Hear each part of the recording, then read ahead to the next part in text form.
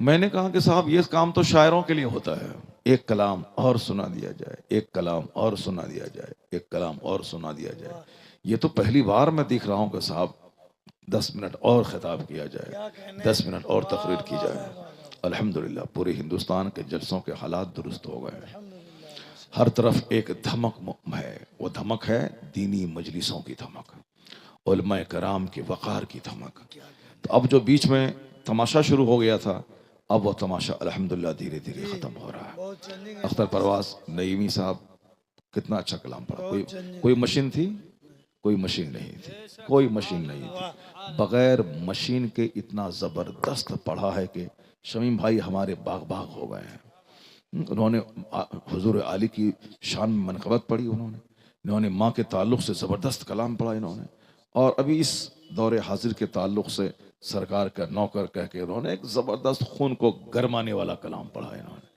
कितना अच्छा पढ़ा, लोगों ने मस्त होकर सुना। कोई मिक्सचर मशीन नहीं है और कोई साहब और दूसरी हरकतें नहीं है।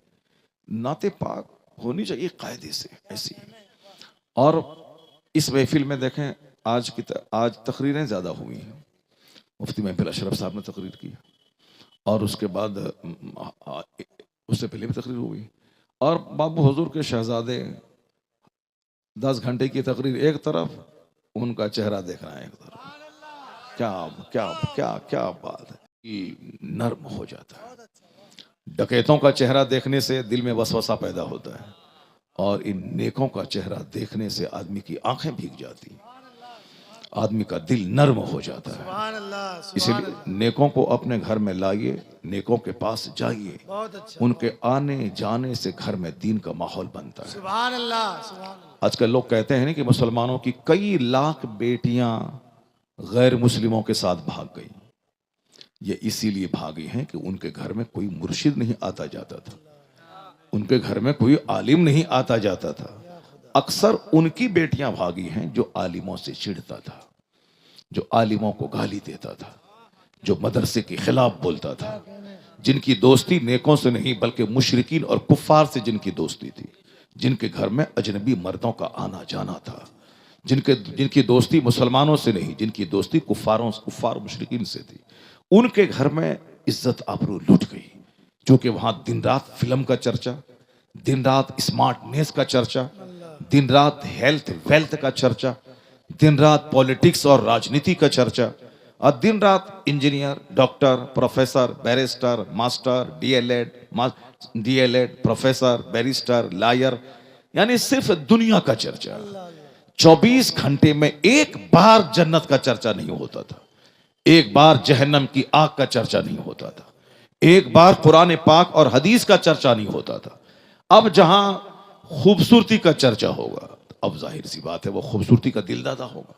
जहां सिर्फ पैसे का चर्चा होगा, वहां सिर्फ पैसे को महत्व दिया जाएगा। अब चाहे पैसे के चलते ईमान लूटे या दीन लूटे या आबरू लूटे या माँ बाप की नाक मिट्टी में मिले, कुछ नहीं, पैसा चाहिए।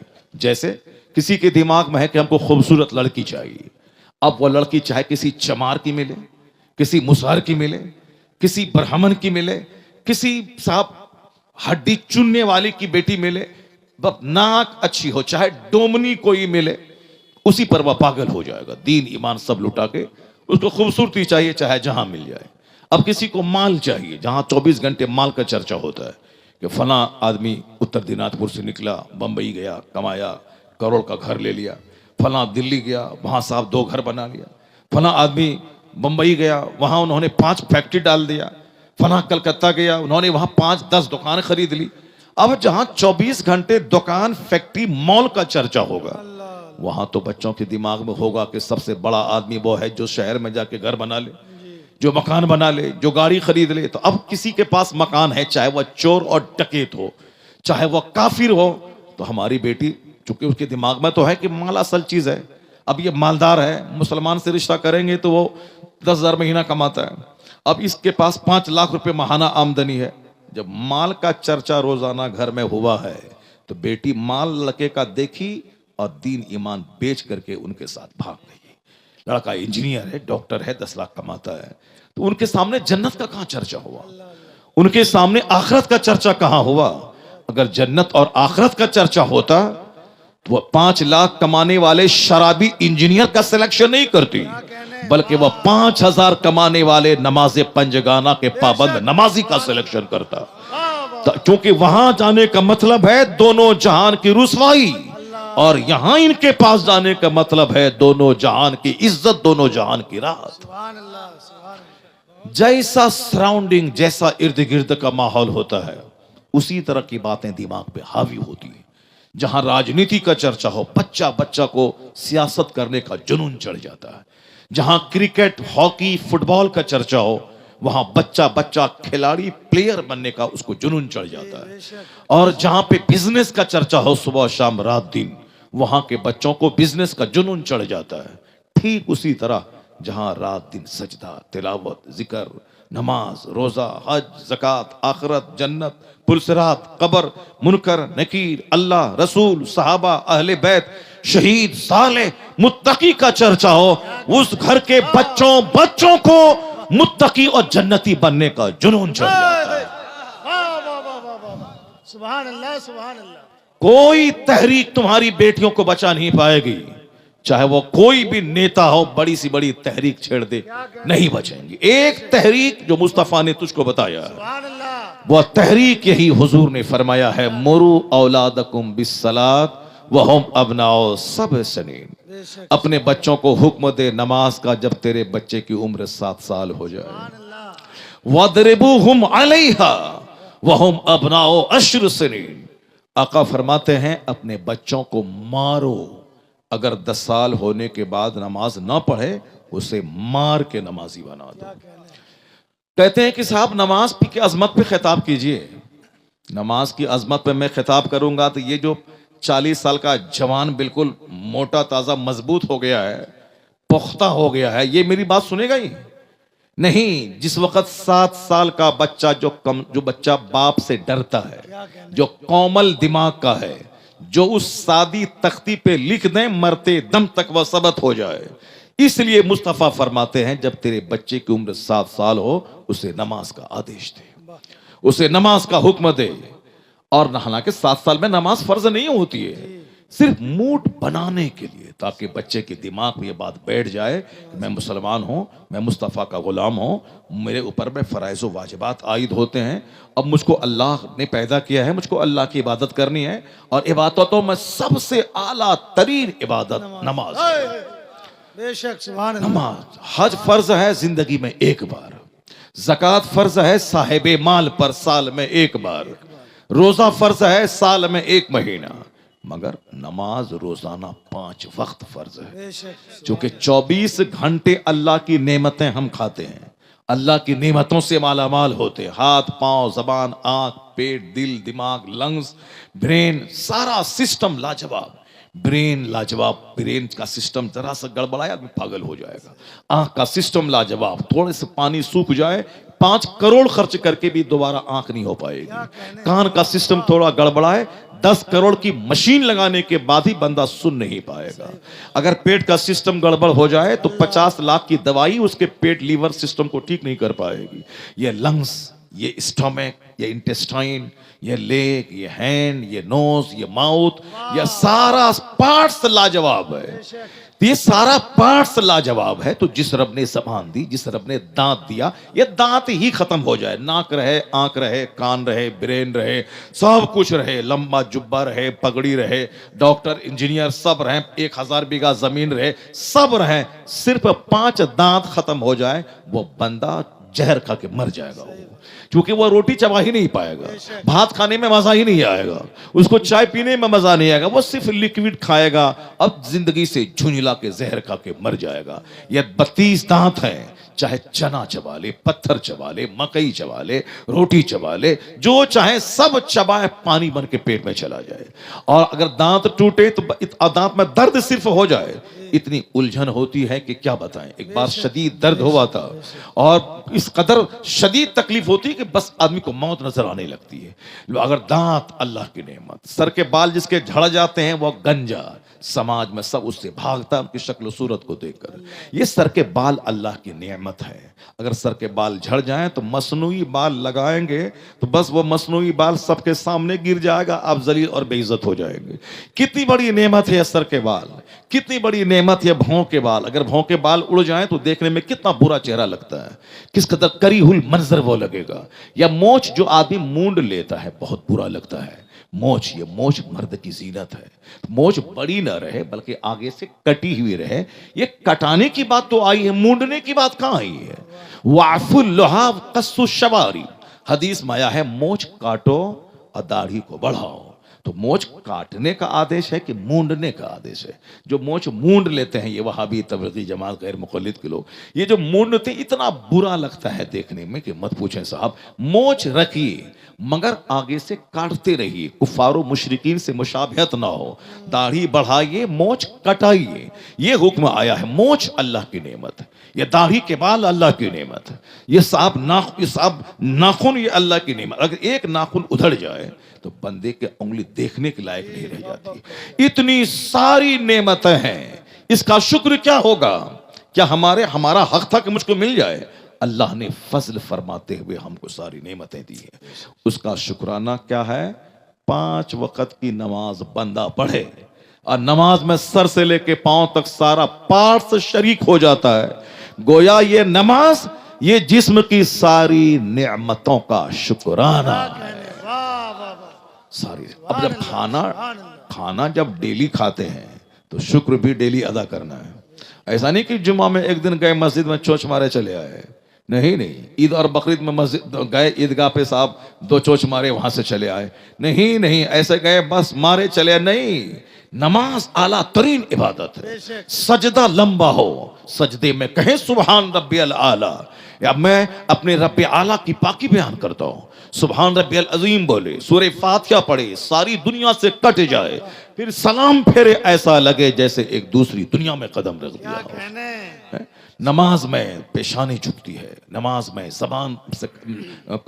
समान से तिलावत होती है, हाथ पांव की हरकत होती है, ये टखना, ये घुटना, ये हाथ, ये नाक, ये पेशानी, ये जबान, ये कान, इतनी आवाज से तस्बीह पढ़ना जरूरी है कि आपके कान सुन सकें। ऐसे गुमसुम अगर आप पढ़े तो नमाजी नहीं होगी। गुम है सूरह फातिहा अंदर मन पढ़ रहे हैं, नहीं होगी, चूंकि क़िराअत फर्ज है। अब फर्ज की मिकदार है कि साहब समात की मिकदार है कि आप इस कदर पढ़ें कि कान सुन सके आपके, क़िराअत कान सुन सके आपके। अगर कान तक आवाज नहीं आती है तो फिर समझ लें कि नमाजी आपकी नहीं हो पाएगी। तिलावत करना, जबान लगी है, कान लगे हैं, आंख लगी है, पेशानी लगी है, नाक लगी है, हाथ लगे हैं, घुटने लगे हैं, टखने लगे हैं, सारा पार्ट्स लगा है। तो आप सारा जिस्म 24 घंटे में 8 घंटे की नींद लेना है, 8 घंटे खेत खलियान दुकान में काम करना है। उसके बाद जब 8 घंटे काम करने की ताकत अल्लाह ने दी, 8 घंटे सोने के लिए अल्लाह ने रात बनाया है, तो रात में गहरी नींद लेता हूं, दिन भर की सारी थकावट में भूल जाता हूं, अगले दिन दोबारा काम करने की सलाहियत मेरे बदन को पैदा होती है। 50 करोड़ की दवा में वो असर नहीं है जो 8 घंटे की गहरी नींद में वो असर है। अगर बंदा 3 दिन ना सोए तो पागल हो जाए, मगर ये नींद अल्लाह की बड़ी नेमत। तो रात में नींद, दिन में काम, ये जो डेली नींद डेली जरूरी है, और डेली खाना जरूरी है। 3 टाइम आप खाते हैं, सुबह शाम। आप सोचते नहीं खाऊं तो मैं मर जाऊंगा, नहीं सोऊं तो मैं मर जाऊंगा। तो बस ये गिरह बांध के रख लें, जब डेली नींद अल्लाह की नेमत और डेली खाना अल्लाह की नेमत, तो डेली 5 वक्त की नमाज पढ़ना हम पर फर्ज है। यह तय कर लें कि खाए बगैर जिंदा रहना मुश्किल है, नमाज पढ़े बगैर मुसलमान बना रहना मुश्किल है। बस गिरा बांध लें। तो आप चाहे जिस हालत में हो, चाहे लाश निकले के जनाजा निकले के बारात आए, चाहे बेटे की बारात जाए, चाहे बेटी की लाश निकले, मगर नमाज खाना जरूरी है। बगैर खाए आप मर जाएंगे। आपके घर में खाना ना बने, आपका पड़ोसी पर लाजिम है कि वो खाना बना के आपके घर भेज दे, आपको खिलाए। खाना खाता है बंदा, जब खाना खाता है तो बंदा नमाज पढ़ेगा, क्योंकि खाना है जिंदा रहने के लिए और नमाज पढ़ना है मुसलमान बने रहने के लिए, जो सबसे बड़ी इबादत है। तो इससे हट के बंदा सब काम है, नमाजी नहीं है।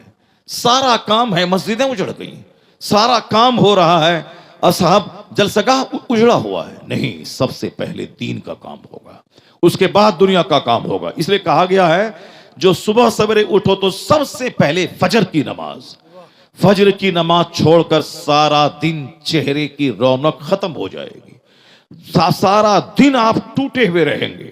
इसलिए कहा खेत बाद में जाना, दुकान बाद में जाना, मार्केट बाद में जाना, सबसे पहले खुदा को सजदा कर ले। दिन भर तरोताजा रहेंगे, दिन भर फ्रेश रहेंगे। अल्लाह ने इबादत के लिए पैदा किया है। सबसे पहले सजदा खुदा को। फजर से लेकर जोहर तक कोई नमाज फर्ज नहीं है। ये 8 घंटे कम कोई नमाज फर्ज नहीं है। इशराक है, पढ़े सवाब, नहीं पढ़े कोई गुनाह नहीं। चाश्त है, पढ़े सवाब, नहीं पढ़े कोई गुनाह नहीं। फर्ज नहीं है। क्यों? वह काम का टाइम है, वह स्कूल जाने का टाइम है, वह क्लास में जाने का टाइम है, वह खेत खलियान में हल चलाने का टाइम है।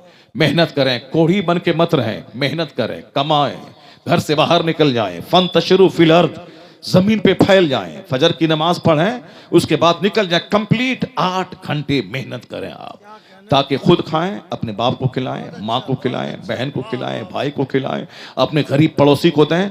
इंतजार ना करें कि कोई दिल्ली से आएगा तो हाथ फैला देंगे, कोई सऊदी अरब से आएगा तो दौड़ के उनके घर में जाके बैठ करके चंदा मांगे कि हम इलाज है, इलाज करने के लिए पैसा दो। नहीं, मेहनत करो ताकि खुद खाओ, दूसरों को खिलाओ, दूसरों को दो, दूसरों से लालच मत रखो। ससुर को दो, सास को दो, साला को दो, साली को दो, अपनी बहन को दो, फूफी को दो। जो कमाएगा वही ने सबको देगा, और जो नहीं कमाएगा वह सबसे मांगेगा। सास दो, ससुर दो, साला दो, साली दो, साड़ू दो, भैया दो, छोटा भाई दो, पड़ोसी दो, वो सारे रिश्तेदार से मांगेगा। तो मांगना जिल्लत है, मांगना रुसवाई है। रुसवा हाथ ऐसे फैलाने का मतलब है जिल्लत, रुसवाई। देने वाला हाथ लेने वाले हाथ से बेहतर रहता है। अल यदुल उलिया खैरु मिनल यदि सुफला। देने वाला हाथ, the giver hand is better than the taker hand. जो देने वाला हाथ होता है वह लेने वाले हाथ से बेहतर होता है। जब माल रहेगा तब ना आप देंगे, जब माल रहेगा तब ना दूसरे की खिदमत करेंगे, जब नहीं रहेगा तो हाथ फैलाएंगे। तो ये 8 घंटे में कोई नमाज फर्ज नहीं, ताकि ये काम का वक्त है, ये स्ट्रगल का वक्त है, या जद्दोजहद का वक्त है, यह तुम जमीन पे फैलने का वक्त है, यह मेहनत और मुशक्कत करने का वक्त है। और जहां दोपहर के टाइम में बदन थके, इसको फ्यूल और ईंधन चाहिए, तो फिर दोपहर के टाइम में बदन को ईंधन मिले, और फिर रूहानी खुराक सजदा करके जोहर की नमाज पढ़ के हासिल किया जाए। जिस अल्लाह ने 8 घंटे हमें वक्त काम करने का टाइम दिया, सेहत दी, तंदुरुस्ती दी, सूरज की रोशनी दी, उस रब को जोहर में सजदा हो। 2 घंटे काम, फिर असर में सजदा, फिर 2 घंटे काम, फिर मगरिब में सजदा, फिर मगरिब के बाद 2 घंटे काम, फिर ईशा में सजदा। आखिरी काम सजदा करके बंदा सो जाए। और सोए, पहले जमाने में लोग कहते थे मैं सो जाऊं, या मुस्तफ़ा कहते कहते, खुले आंख सल्ले हला कहते कहते। आज दौलतें पहले के मुकाबले में ज्यादा हो गई, मगर सुकून नहीं है। घर पक्के का घर अब बन गया, चैन नहीं है। पहले लोग पैदल 15 किलोमीटर दूर चल करके स्टेशन पे ट्रेन पकड़ने जाते थे, लेकिन आज लोग घर से निकल के 10 कदम बाइक से जाते हैं। गरीबों के घर में बाइक, अमीरों के घर में बाइक, एक गांव में 50 नहीं 100 बाइक, 1000 घर 1000 बाइक। बाइक है तो पहले से ज्यादा मस्त रहना चाहिए। पहले फूस का घर था, बारिश के जमाने में पानी टपकता था, अब तो छतदार घर बन गए, अब तो मस्त रहना चाहिए। लेकिन पहले से ज्यादा गम का तूफान है, चेहरा उतरा हुआ है, आदमी के दिमाग पे टेंशन है, खतरनाक बीमारियां। पहले मालदारों के घर में बीमारियां होती थी, अब गरीबों के घर में बीमारियां, और खतरनाक बीमारियां, हार्ट की बीमारी, जहां वो ज्यादा टेंशन की वजह से, साहब एड्स की बीमारी, कैंसर की बीमारी, ब्रेन हेमरेज की बीमारी, ज्यादा थिंकिंग की वजह से। तो पहले सादगी थी, कम आदमी खाता था, मस्त रहता था, ज्यादा इबादत करता था, मस्जिदों में रहता था, दिल लगाता था तिलावत में, इबादत में, तो सेहतमंद रहता था। क्योंकि नमाज जहां जन्नत ले जाने का जरिया है, वहीं नमाज सेहत और तंदुरुस्ती का जबरदस्त जरिया। एक गैर मुस्लिम डॉक्टर मुरली मनोहर जोशी, भाजपा का कैडर लीडर, आरएसएस का लीडर, वो क्या बोला था?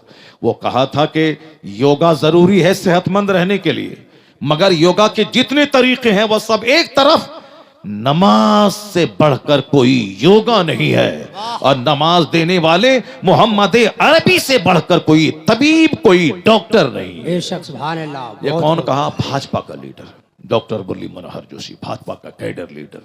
उसने, चूंकि नमाज में वो एक्टिविटीज है, लाजवाब एक्टिविटीज है। नमाज से पहले वजू, face wash, hand wash, leg wash. साहब ये वॉश कोरोना काल में आप सुने होंगे कि घर बाहर से घर आइए तो सबसे पहले हाथ धोइए, चेहरा धोइए, नाक में पानी डालिए, पांव धोइए। चूंकि जो पार्ट्स खुले रहते हैं उन पार्ट्स में कोरोना का कीड़ा घुसता है। पांव के नीचे से घुसता है, नाखून के रास्ते से घुसता है, मुंह खुलता है उसके रास्ते से घुसता है, नाक के रास्ते से कीड़ा घुसता है, आंख के रास्ते से घुसता है। इसलिए कोरोना काल में सैनिटाइजिंग, यानी हाथ को हमेशा सैनिटाइज करते रहिए, क्योंकि इसके रास्ते से कीड़ा अंदर जाता है। पांव को हमेशा सॉक्स पहन के रखिए, तो उसे रास्ते से कीड़ा अंदर घुसता है। मुंह में मास्क लगा के रहिए, क्योंकि नाक और मुंह से कोरोना का कीड़ा अंदर घुसता है। आंख के रास्ते से कीड़ा घुसता है।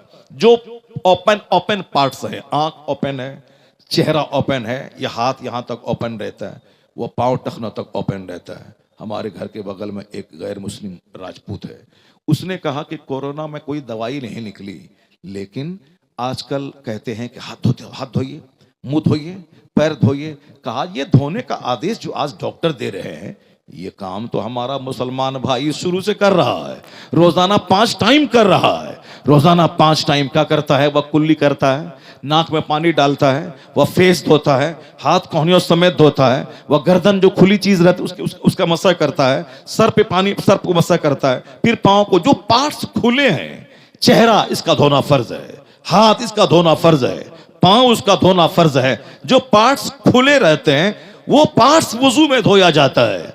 इसका मतलब यह निकला कि वजू उन दरवाजों पे पहरा लगाता है जिन दरवाजों से बीमारी अंदर दाखिल होती है, और रोजाना 5 बार वजू करे तो जो कीड़ा नाक में अटका हो, नाक में पानी डालने से निकल जाएगा। जो कीड़ा मुंह में हो, कुल्ली करने से वो निकलेगा। जो कीड़ा नाखून में अटका हो, वो हाथ धोने से निकलेगा। वो कहते हैं ये 5 बार जो वजू मुसलमान करता है, कोरोना काल में उन्हीं खुले हुए पार्ट्स को धोने का आदेश हेल्थ डिपार्टमेंट की मिनिस्ट्री हो या हेल्थ का डिपार्टमेंट का एक्सपर्ट वैज्ञानिक डॉक्टर हो, वो यही धोने कहते हैं। तो जो काम आज डॉक्टर ने कहा, वही काम मुस्तफा ने 1400 साल पहले अपने गुलामों को बताया। इसका मतलब है कि एक तरफ हदीस है वजू के ताल्लुक से, यहां वजू करने से सारे गुनाह झड़ जाते हैं, हत्ता यहां तक के तहता अज़फ़ार ही, उसके नाखून के नीचे से जो पानी गिरता है उसके रास्ते से गुनाह झड़ जाते हैं।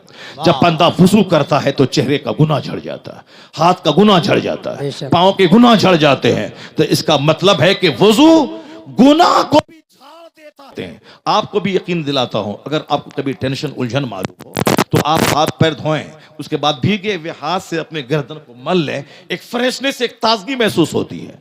क्योंकि रगें ब्रेन की इस गर्दन के रास्ते से पूरे बदन में फैली हैं। इसको रोजाना 2-4 बार भीगे हुए हाथ से टच करना जरूरी है। एक वैज्ञानिक कहता है यह भीगे हुए हाथ से मसह करना वजू में फर्ज नहीं है, वजू में फर्ज है फेस वॉश, वजू में फर्ज है कोहनियों समेत हाथ धोना, वजू में फर्ज है टखनों समेत पांव धोना। यह गर्दन का मसह करना एक मुस्तहब अमल है, करें तो ठीक है, नहीं करें तो उससे वजू पे कोई फर्क नहीं पड़ता है। कहते हैं मुस्तहब पर अमल करने से पागलपन की खतरनाक बीमारी का जब इलाज हो सकता है, ये बताएं कि फराइज पर अमल करने से कितने बेनिफिट मिल सकते हैं। अल्लाह समझ, एक करने का इतना बड़ा फिजिकल बेनिफिट, इतना बड़ा वर्ल्डली बेनिफिट, इतना बड़ा मेडिकल बेनिफिट है, तो फेस वॉश का कितना बेनिफिट होगा, लेग वॉश का कितना बेनिफिट होगा।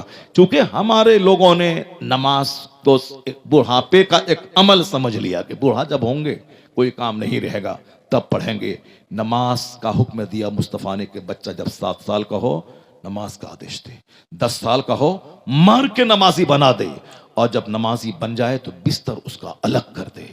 अब 10 साल में बच्चा अगर नमाज फर्ज नहीं हुई तो चूंकि नमाज मार के नमाजी बन जाएगा बच्चा बाप के डर से, बच्चा बाप के डर से नमाजी बनेगा, मार के डर से। लेकिन अब जैसे 11, 12, 13, 15 साल में बच्चा फर्ज हुआ, जिस दिन लड़का मोहतलिम हुआ, लड़की को महाना खून आया, वो जवान हो गई, 15 साल के बाद वो चाहे खून आए, एहतलाम हो ना हो, मुकम्मल जवान माना जाता है शरई तौर पर।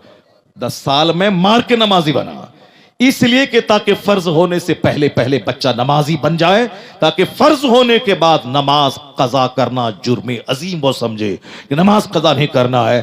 50,000 तकरीरें एक तरफ, दुनिया का हर मुसलमान अपने बच्चों को इसी एक हदीस पर अमल करे।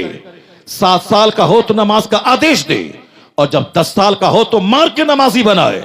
अगर हर मुसलमान इस पर अमल करेगा, मैं कसम खा के कहता हूं कि 11 साल का कोई लड़का लड़की दुनिया में नहीं मिलेगा जो बेनमाजी हो जाए। बेशक दिलों को भी जंग लग जाता है।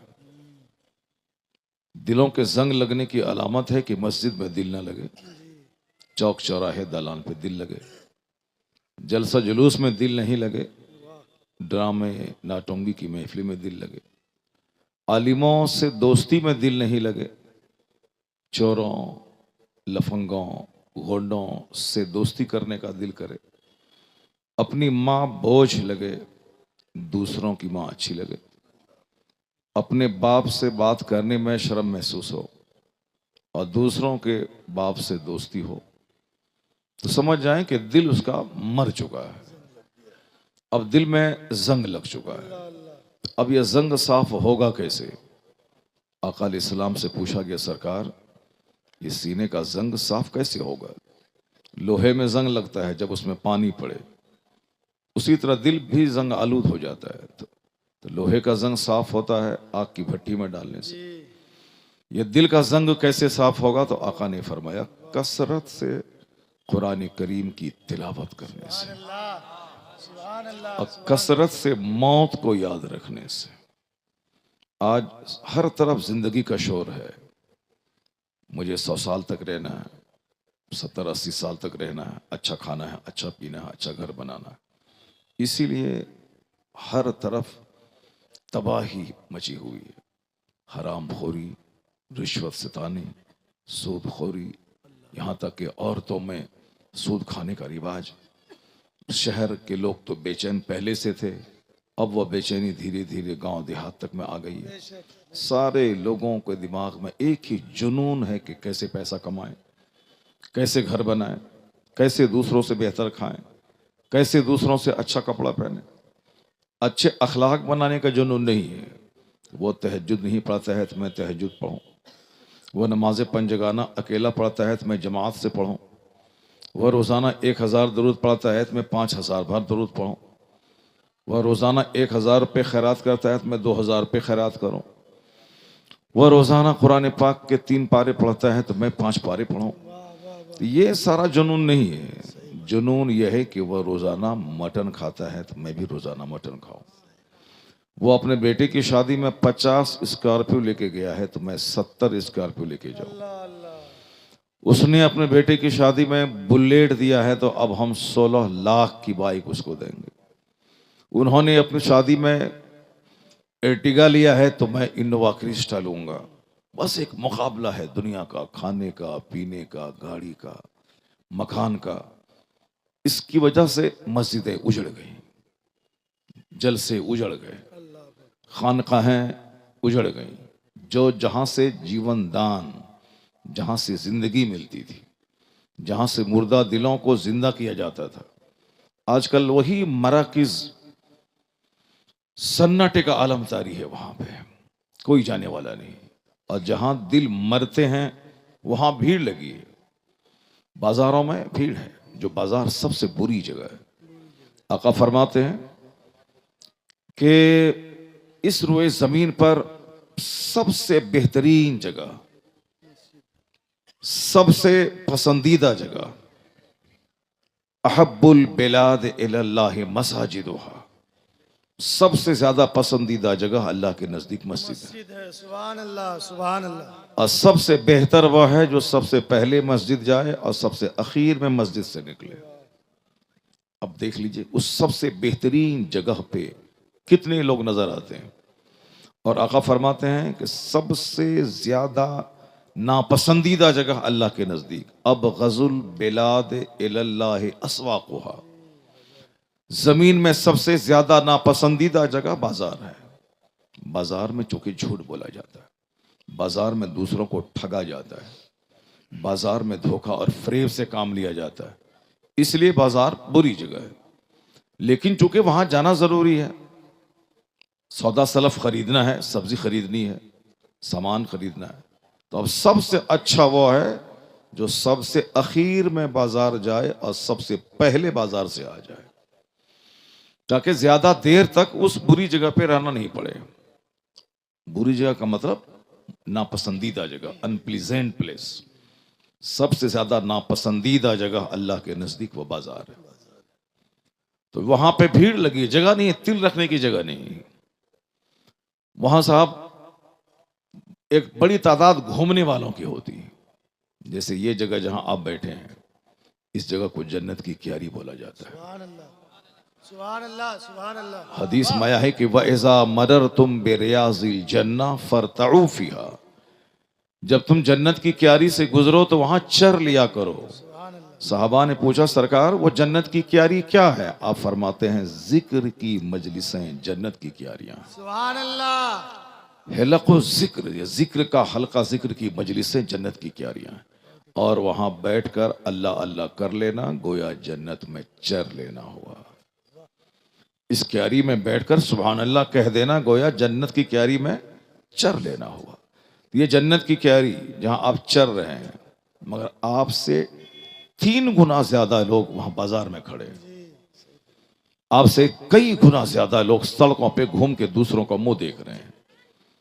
बहुत सारी हमारी औरतें हैं जो पर्दे के साथ यहां बैठी हुई, इससे ज्यादा औरतें सड़कों पे खड़ी हैं बाजार में। साहब कोई लिपस्टिक, कोई चूड़ी और न जाने क्या क्या सब वो खरीद रही हैं। ये खालिस रूहानी महफिल थी। यहां बाजार का क्या मतलब है? ये खालिस रूहानी महफिल है, यहां बाजार का क्या मतलब है? हमने यहां तक पकड़ने के लिए दिया कि ताकि जो लोग यहां जलसा सुनने आए, बात सुनने आए जन्नत की क्यारी में, भूख लगे तो खाना खा लें। अब भूख लगी कहां जाएंगे? नींद आ रही है, नींद को भगाने के लिए चाय पीना है, कहां जाए? तो चाय की दुकान लग गई। तो हमने यहां तक पकड़ने दिया था कि भाई चलो चाय पी लेना, खाना खा लेना। अब ये धीरे धीरे बढ़ते बढ़ते यहां तक लोगों ने पकड़ लिया।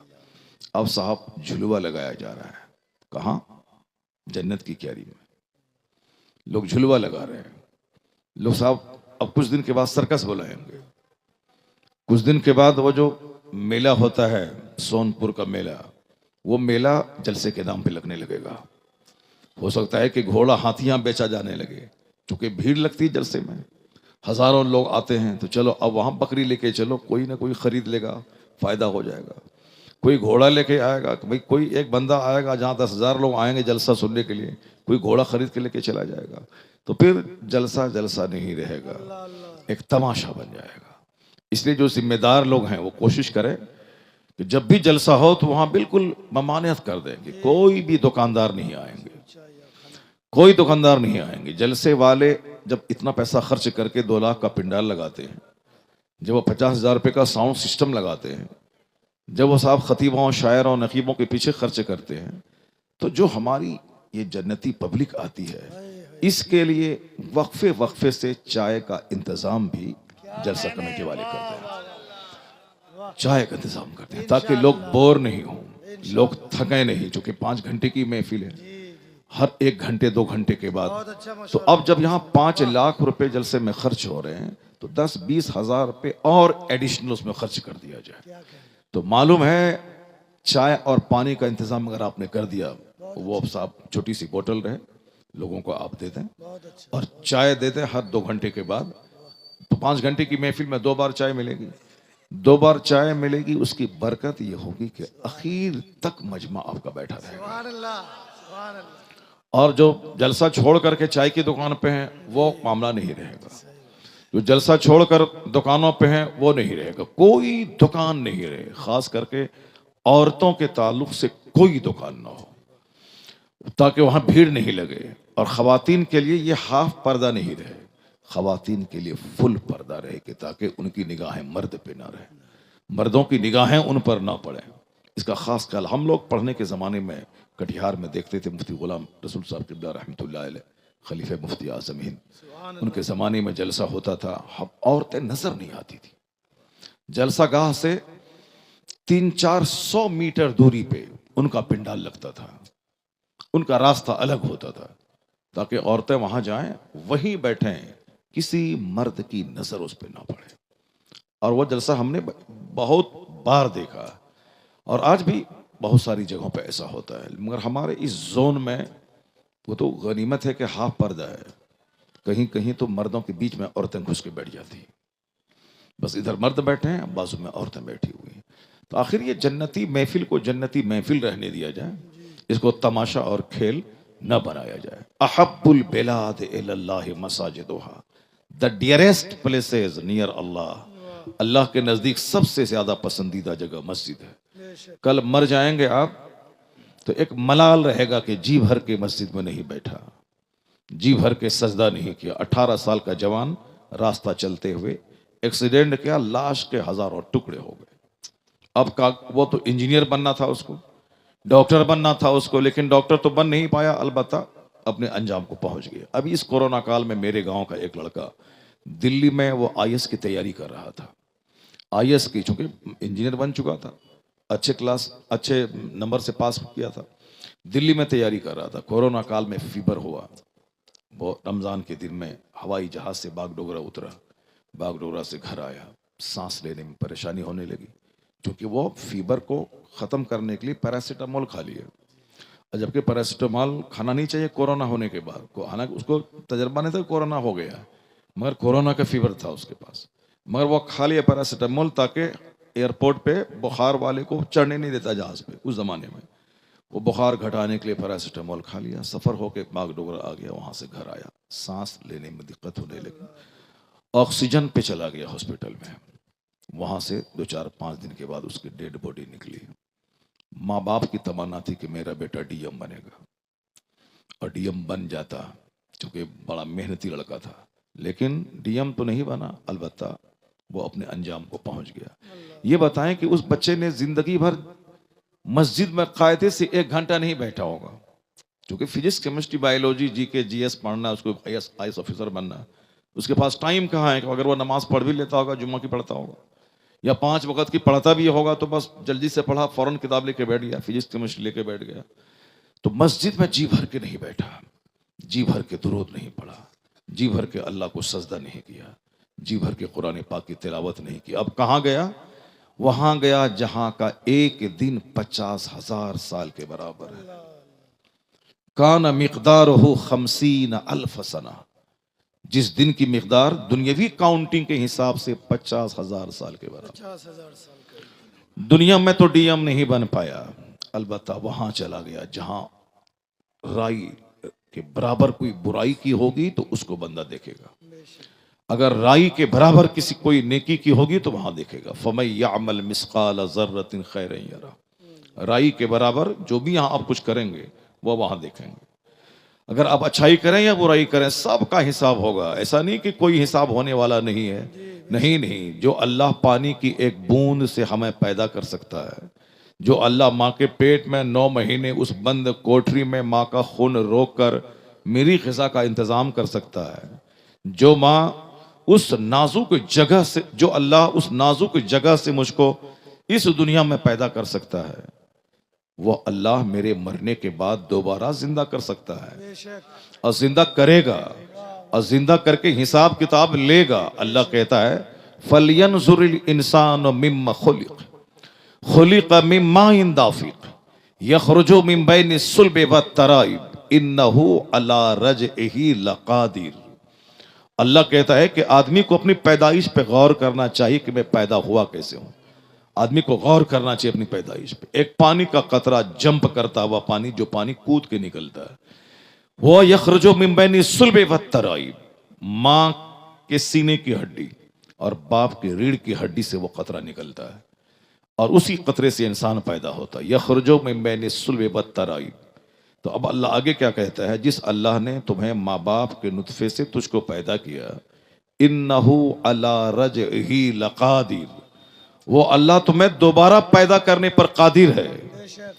तुम्हें मार देने के बाद दोबारा तुम में रूह डालकर जिंदा करके तुझसे हिसाब लेने पर कादिर है।